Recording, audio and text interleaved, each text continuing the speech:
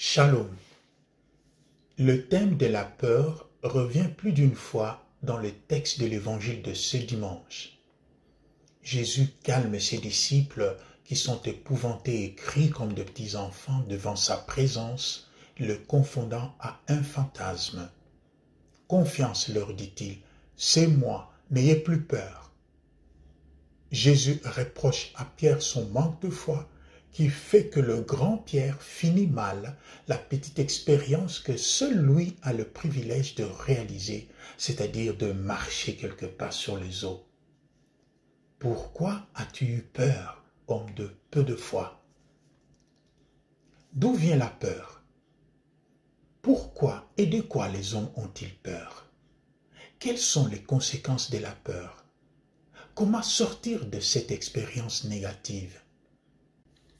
Pour répondre à toutes ces questions, nous avons interrogé les Saintes Écritures et nous avons scruté aussi notre actualité. Le livre de la Genèse au chapitre 3 nous présente le péché d'Adam et Ève et ses conséquences.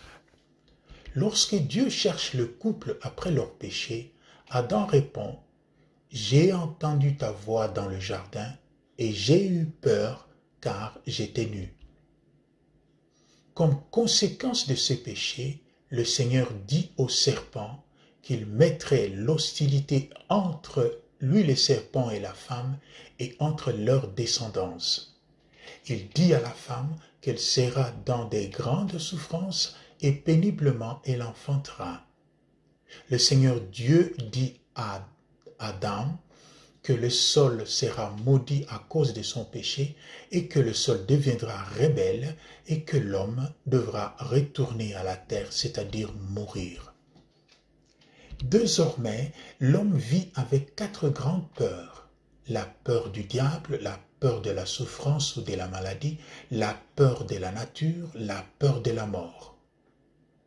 Toutes ces peurs sont conséquences du péché. Et lorsque l'homme a peur, il perd toute sa dignité d'homme. Il est facilement manipulable.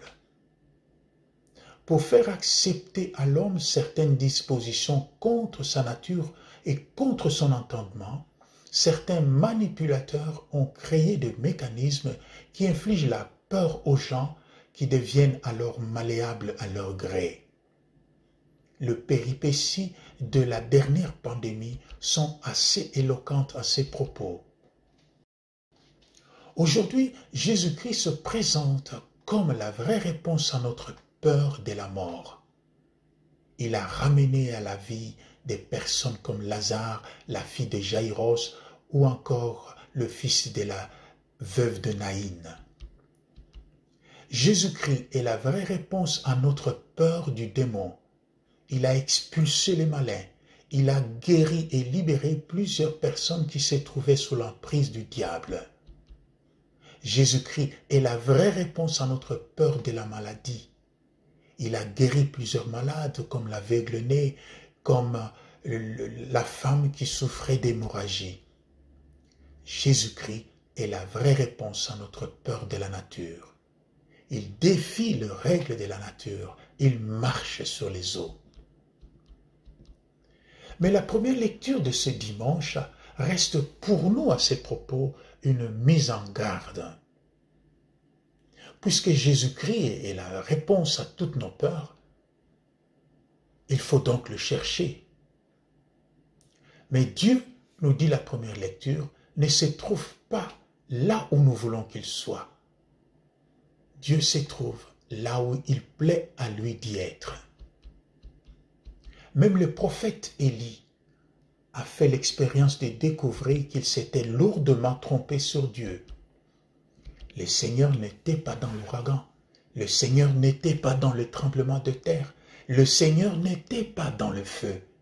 Le Seigneur était plutôt dans le murmure d'une brise légère. Cherchons donc Jésus là où il se trouve et non pas là où nous voulons qu'il soit. Quand nous l'aurons vraiment trouvé, nous pourrons nous aussi marcher sur les eaux et nous défaire de toutes ces peurs qui sont de manifestation de la petitesse de notre foi. Shalom.